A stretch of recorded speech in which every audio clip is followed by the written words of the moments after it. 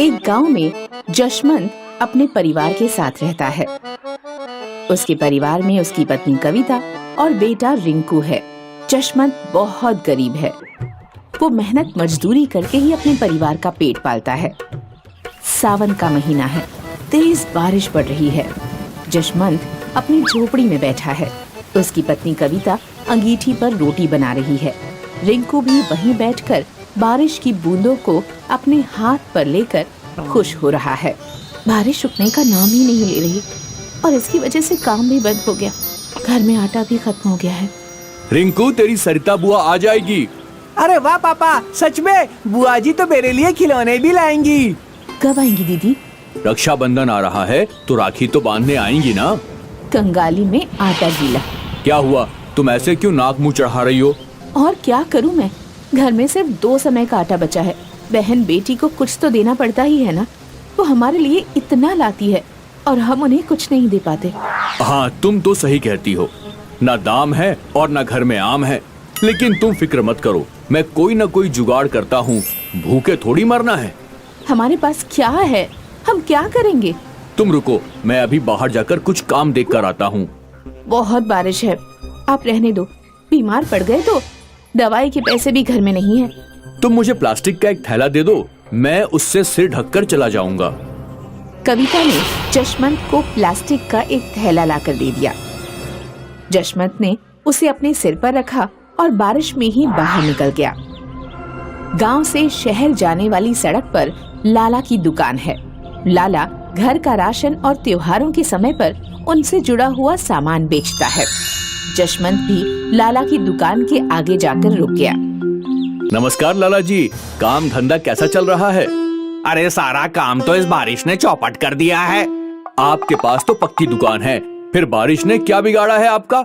रोना तो हम जैसों का है, जिन्हें खुले आसमान में मजदूरी करके ही खाना पड़ता है।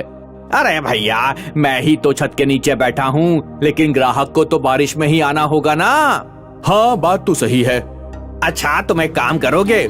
मैं काम की तलाश में ही घर से बाहर निकला हूँ। जल्दी बताइए क्या काम है? तुम राखी ले जाओ और घर घर जाकर बेच आओ।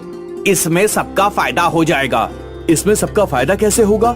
मैंने ये राखी का माल खरीद लिया है और बारिश की वजह से लोग कमा रहे हैं। तुम घर जाकर अगर राखी बेच आओगे तो मेरा माल भी बिक जाएगा और साथ ही साथ बहुत सारी महिलाओं की तुमको दुआ भी लगेगी। लेकिन मुझे पैसे कितने मिलेंगे? मैं तुम्हें एक दिन के 100 रुपया दूंगा। 2 दिन काम करने पर 200 रुपए मिलेंगे। तो मैं पहले 2 दिनों के पैसों से घर में राशन ले आऊंगा और बाकी 2 दिनों के पैसों से रक्षाबंधन अच्छे से मन जाएगा। हाँ ठीक है, आप मुझे राखी दे दो और मैं ये बेच आऊंगा।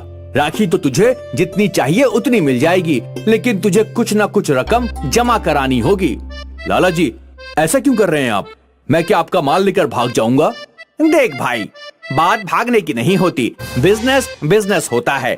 और अगर तू माल लेकर जाना चाहता है तो पहले पैसे जमा करा दे और तेरे पैसे तेरी मजदूरी के साथ लौटा दूंगा, लेकिन सुरक्षा के लिहाज से पैसे जरूरी हैं। ठीक है लाला जी, मैं अभी घर जाकर आता हूँ। जशवंत वहाँ से घर के लिए निकला। बारिश के कारण रास्ते में कीचड़ हो गया है और जशवंत का वहाँ पर पैर फिसल गया। अब बहुत दर्द हो रहा है। कविता ने सही कहा था कि कंगाली में आटा गीला हो रहा है। लगता है पैर टूट जाएगा। जशवंत जैसे तैसे घर जाने के लिए उठने की कोशिश करने लगा, लेकिन दर्द बहुत तेज था। लेकिन उससे तेज थी परिवार की भूख, जिसके कारण उसे दर्द में भी कराहते हुए बिना दवाई के घर पहुंचना पड़ा। घर जाकर जशवंत ने दर्द पर काबू किया और अपनी पत्नी को लाला की बात बताई। हमारे पास इतने पैसे तो नहीं हैं। पैसे तो नहीं है, लेकिन त्योहार भी तो मनाना है। 4 दिन बाद रक्षाबंधन है और सरिता बोल रही थी कि वो पहले ही आ जाएगी। मेरे पैरों में पायल हैं, आप ये ले जाओ और राखी लेकर बेच आओ, लेकिन अपना भी ध्यान रखना। हाँ ठीक है, मैं जा रहा हूँ। जशवंत ने कविता की पायल ली और लाला को जाकर दे दी। राखी अच्छे से बेचना, खो मत देना और ध्यान रहे कि बारिश में ना भीगे। सबको अच्छे से पैसे लेकर ही राखी देना, कभी मेरा व्यापार डूब न जाए। ठीक है लाला जी, मैं सारी बातों का अच्छे से ध्यान रखूंगा। जशवंत लंगड़ाते हुए राखी लेकर चल दिया। दर्द से कराहते हुए वो एक कस्बे में राखी लेकर गया जहाँ लॉकडाउन लगा था। राखी ले लो, राखी, अच्छी अच्छी प्यारी प्यारी राखी। एक महिला खड़ी थी। ओ राखी वाले भैया, जरा यहाँ आ जाओ। जी बहन जी, आ रहा हूँ। बहन जी? बहन जी किसको बोला तूने? मतलब मैं तुझसे प्यार से क्या बोल गई? तू तो भैया ही बनने लगा। मैम साहब, माफ करना। ठीक है, दिखाओ कैसी कैसी राखी है। सारी राखी टटोलने के बाद उसने 2 राखी खरीद ली। कितने पैसे हुए भैया? जी 50 रुपए। कितनी लूट मचा रखी है। 50 रुपए भी कोई मांगता है क्या? मेम साहब, लॉकडाउन के कारण महंगाई बहुत ज्यादा बढ़ गई है। मुझको मत सिखा, वरना लॉकडाउन में राखी बेचने निकला है, इसके जुर्म में अंदर करवा दूंगी। जुर्माना अलग से लगेगा। ये पकड़ 40 रुपए और चुपचाप रख। जशवंत ने चुपचाप पैसे रख लिए और चलने लगा। तभी पीछे से पुलिस की सायरन की आवाज आई। जशवंत डरा हुआ था। उसने भागने की कोशिश की, लेकिन पैर में पहले से ही चोट होने के कारण वो वहीं गिर पड़ा। जशवंत ने देखा कि उसकी सभी राखी जमीन पर गिरकर गंदी हो गई हैं। वो भविष्य की चिंता में डूब गया। तभी पीछे से सरिता भी उसके परिवार के साथ उसे खोजते हुए अपनी कार से पहुंची। भैया, ये समय है, हमेशा एक जैसा नहीं रहता और बहनों को भाव की भूखी रहना चाहिए। धन दौलत तो भाई के आगे मिट्टी के समान है। पापा, बुआ अच्छे कपड़े लाई है। हाँ, और अब हमको शहर भी लेकर जाएंगी। वहाँ हमको कोई काम मिल जाएगा। रिंकू भी अच्छे स्कूल में पढ़ेगा। भैया, आप कितना भी छुपा लो, मुझे आपकी चोट के बारे में पता है। सबसे पहले हॉस्पिटल चलो। सरिता ने जशवंत का इलाज कराया और फिर शहर ले जाकर अच्छी नौकरी दिला दी। सुमित और आशा अपनी माँ राधा के साथ एक झोपड़ी में रहा करते थे। वे दोनों बहुत ही गरीब थे। जैसे तैसे अपना जीवन बिताया करते थे। किसी दिन खाने को होता था तो किसी दिन पानी पी के ही सो जाया करते थे। अगले दिन राखी का त्योहार था। आसपास बहुत रौनक हो रही थी। आशा राधा से राखी खरीदने के पैसे मांगती है। माँ, मुझे कुछ पैसे दे दो। किस लिए चाहिए? वो देखो ना माँ, कल राखी का त्योहार है और बाजार में कितनी रौनक लगी हुई है। मुझे भी बाजार से राखी लानी है। आशा, मैं जानती हूँ बेटा, कल राखी का त्योहार है, पर हमारे पास तो खाने के भी पैसे नहीं हैं। फिर भला हम राखी कैसे खरीदेंगे? नहीं माँ, मैं कुछ नहीं जानती। मुझे अपने भैया के लिए राखी लेकर आनी है। बेटा, हम राखी का त्योहार नहीं मना सकते क्योंकि हमारे पास राखी खरीदने के पैसे नहीं हैं। अब मैं तुझे कहाँ से पैसे लाकर दूं? राधा अंदर जाती है और कुछ पैसे लाकर आशा के हाथ में रख देती है। आशा, मेरे पास सिर्फ इतने ही पैसे हैं। राखी और मिठाई ले आ अपने भाई को राखी बांधने के लिए। आशा पैसों को लेकर राखी खरीदने के लिए चल पड़ती है। माँ ने बहुत कम पैसे दिए हैं, इनसे ही अब राखी खरीदनी होगी। मैं सुमित भाई को राखी बांधूंगी। आशा पैसे लेकर जा रही होती है तो अचानक से वो अपनी जेब में हाथ डालती है तो देखती है कि उसकी जेब फटी हुई है। अरे ये क्या, मेरी जेब तो फटी हुई है। मैंने जो पैसे इसमें डाले थे वो कहीं गिर गए होंगे। मेरे आखिरी पैसे भी गए। अब मैं राखी कैसे खरीदूंगी? और रोने लग जाती है।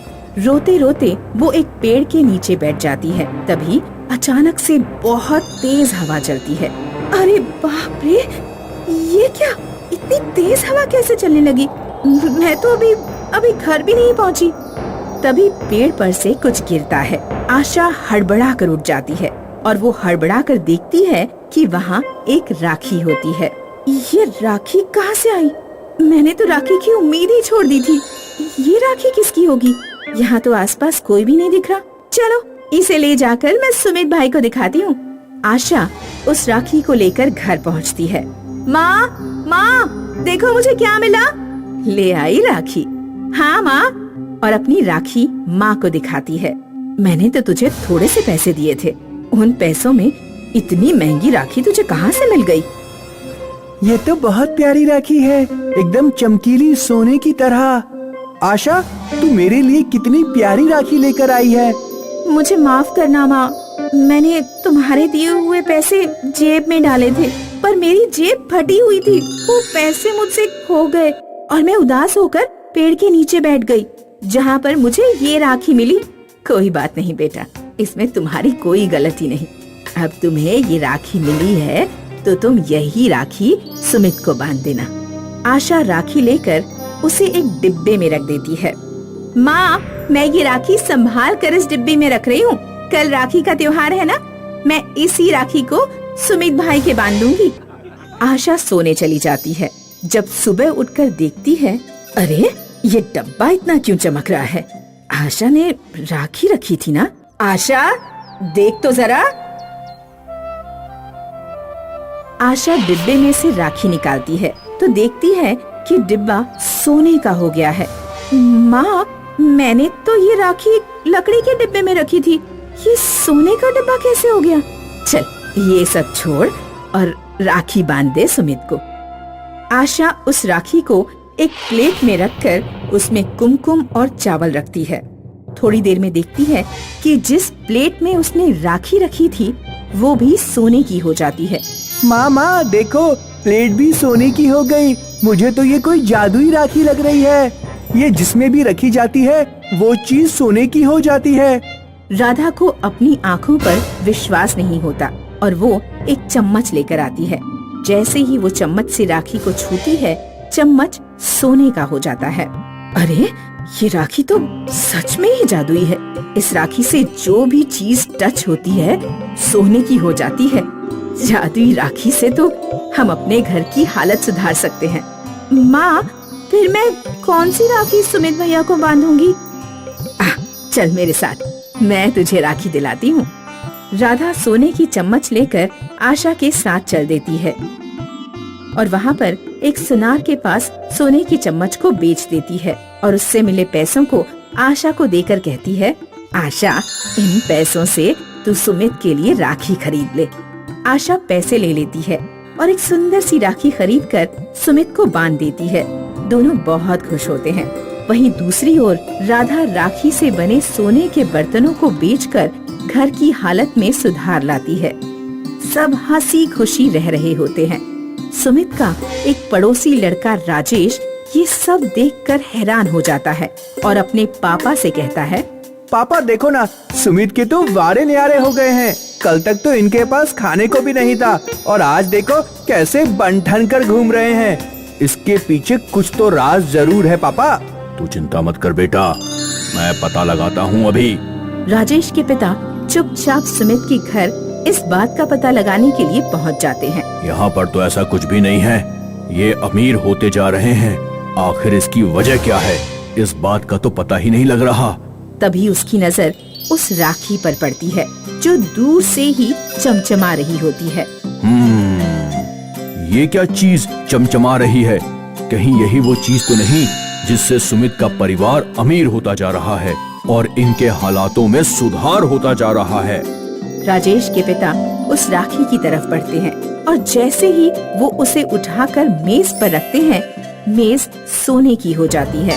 इसकी वजह से सुमित इस राखी से सोने की चीजें बनाता है और अमीर हो जाता है, तो मैं इसको चुराकर अपने घर ले जाता हूँ। जैसे ही राजेश के पिता उस राखी को दोबारा छूते हैं तो उन्हें एक जोर का झटका लगता है और दूर जाकर गिरते हैं। लड़खड़ाकर वो दोबारा राखी को छूते हैं तो राखी अपना आकार बढ़ाकर उन्हें बांध देती है और 2-3 बार उन्हें ऊपर से नीचे पटक देती है। अरे ये क्या हो रहा है मेरे साथ? ये राखी मुझे बांध क्यों रही है और इतनी बड़ी कैसे हो गई? कुछ देर राजेश के पिता को परेशान करने के बाद जब शांत होती है तब, अब तो मैं इसे लेकर ही मानूंगा। इसने मुझे बहुत परेशान किया है। जैसे ही राजेश के पिता उस राखी को लेकर भाग रहे होते हैं, वो सोने के बन जाते हैं। तभी वहाँ राजेश और सुमित का परिवार पहुँच जाता है। राखी, मुझे और मेरे पिताजी को माफ कर दो। उन्होंने लालचवश तुम्हें चुराने की कोशिश की। मेरे कहने पर प्लीज राखी, मेरे पिताजी को माफ कर दो। तुम अपनी राखी को बोलो ना, मेरे पिताजी को माफ कर दे और सोने से मेरे पिताजी को आजाद कर दे। राखी, तुमने हमारी बहुत मदद की है। हम इसका एहसान कभी नहीं भूलेंगे। राजेश के पिता को माफ कर दो, वो दोबारा ऐसी गलती नहीं करेंगे। उनको अपनी गलती का एहसास है। तभी राखी के अंदर से आवाज आती है, ठीक है आशा, जैसा तुम कहो। राखी, तुम जहाँ से आई हो कृपा करके वहाँ वापस लौट जाओ, क्योंकि अगर तुम यहाँ पर रहोगी तो किसी न किसी गलत हाथों में पड़ जाओगी और वो तुम्हारा गलत प्रयोग करेगा। तभी राखी वहाँ से गायब हो जाती है और राजेश के पिता, जो सोने के बने होते हैं, वो ठीक हो जाते हैं। राधा जी, आप और आपका परिवार बहुत अच्छे हैं। मैंने आपकी कीमती चीज चुराने की कोशिश की, फिर भी आपने मुझ जैसे व्यक्ति की मदद की। आपका बहुत बहुत आभार। अब मैं आपसे माफी मांगना चाहता हूँ। मुझे माफ कर दीजिए। मैं अपने बेटे की जिद के आगे लालची हो गया था, जिसकी वजह से मुझे ये कदम उठाना पड़ा। अब राधा अपने परिवार के साथ खुशी खुशी अपना जीवन जीने लगी।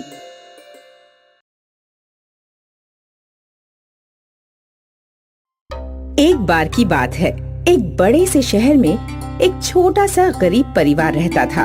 पिताजी की अचानक मृत्यु के बाद घर में खाने को खाना और पीने को पानी तक न था। पति की मृत्यु के बाद सरला अक्सर बीमार रहती और घर का सारा बोझ उसके बेटे बिट्टू पर आन पड़ा। बिट्टू, जरा मेरी खांसी वाली दवा तो दे दे। सीने में बहुत दर्द हो रहा है। माँ, वही है आपकी दवा। आपकी दवा तो कल ही खत्म हो गई थी। भाई को लाने के लिए बोला तो था। उसकी बात पूरी होने से पहले ही सरला बोली, मैं भी कमाल करती हूँ। घर में खाने को 2 वक्त की रोटी नहीं है तो इतनी महंगी दवाई। इससे तो अच्छा है कि भगवान मुझे उठा ही ले।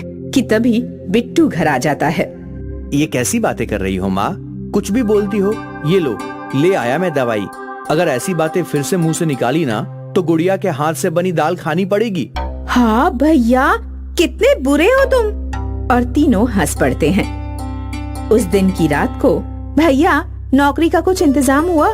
कल के लिए घर में एक दाना नहीं है। सब राशन खत्म हो चला है, ऊपर से माँ की दवाई। भैया, हमारे पड़ोस में जो लता काकी है ना, उसने मुझे एक घर के बारे में बताया है। उन्हें काम वाली की जरूरत है। और बस कर गुड़िया, मैंने तुझे मना किया था ना कि तू ऐसा कोई काम नहीं करेगी। तेरी उम्र पढ़ने लिखने की है। अगर मुझे कुछ देना चाहती है ना तो इस बार कॉलेज में टॉप करके दिखाना। और रही बात राशन की, तो मुझे एक बड़े आदमी के यहाँ ड्राइवर की नौकरी मिल गई है। कल मेरा पहला दिन है। अगर सब ठीक रहा तो हमें किसी के भी सामने हाथ फैलाने की जरूरत नहीं पड़ेगी। हैरी एक बहुत ही बड़ा व्यापारी था। इतना अमीर होने के बावजूद वो सबसे बहुत इज्जत से पेश आता। लेकिन उसकी पत्नी, वो बहुत ही घमंडी औरत थी। ऐसे ही दिन बीतते हैं और बिट्टू जी तोड़कर मेहनत करता है। कभी हैरी को ऑफिस और मीटिंग में, तो कभी उसकी पत्नी को शॉपिंग और पार्टीज में ले जाता।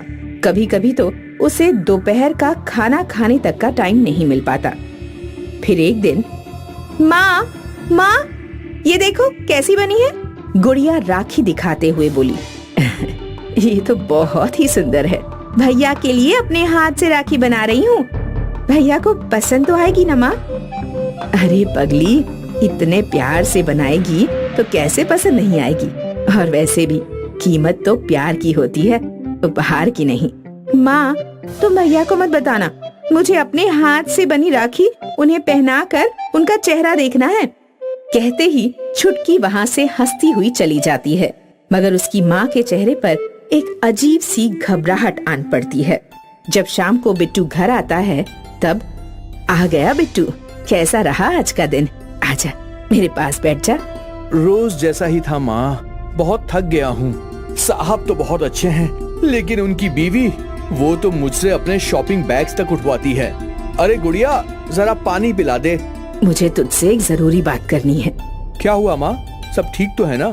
अगले हफ्ते रक्षाबंधन आ रहा है, तूने कुछ सोचा? गुड़िया बड़ी आस लगाए बैठी है। ये सुनकर बिट्टू निराशा से बोला, माँ, मेरी तनख्वाह में घर का गुजारा ही मुश्किल से होता है, ऊपर से गुड़िया की पढ़ाई। तुम जानती हो माँ, साहब की बेटी अपनी गुड़िया की ही उम्र की है, बल्कि उसका नाम भी गुड़िया ही है। इतने सुंदर कपड़े पहनती है। कभी कभी सोचता हूँ कि हमारी गुड़िया ऐसे कपड़ों में कितनी सुंदर लगेगी माँ। मगर क्या करूँ, एक जैसा नाम होने से किस्मत तो एक जैसी नहीं हो जाती ना। ऐसा कहते ही बिट्टू रुआंसा सा हो पड़ा। उसे देखकर सरला ने उसे सांत्वना देते हुए कहा, अरे कैसी बात कर रहा है तू? हमारे लिए इतना कुछ करता है तू।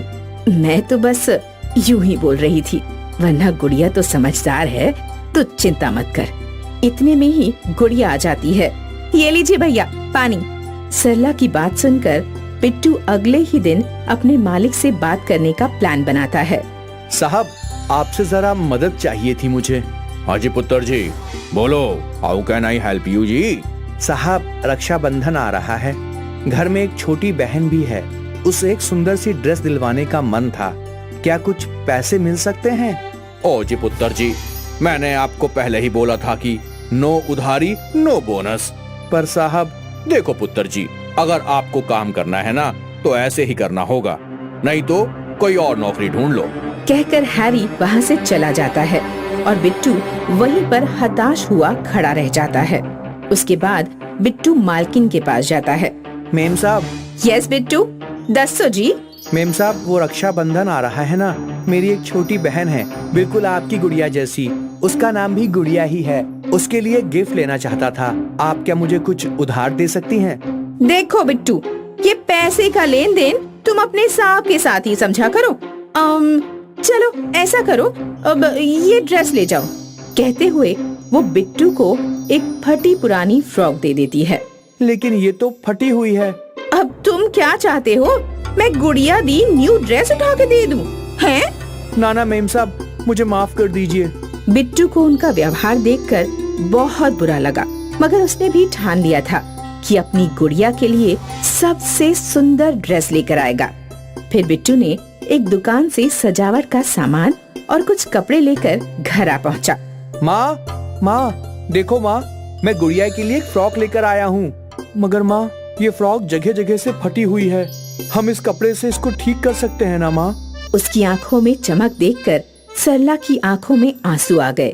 उन दोनों ने सारी रात चोरी छुपके उस ड्रेस पर काम किया और वो एकदम नई जैसी चमकने लगी।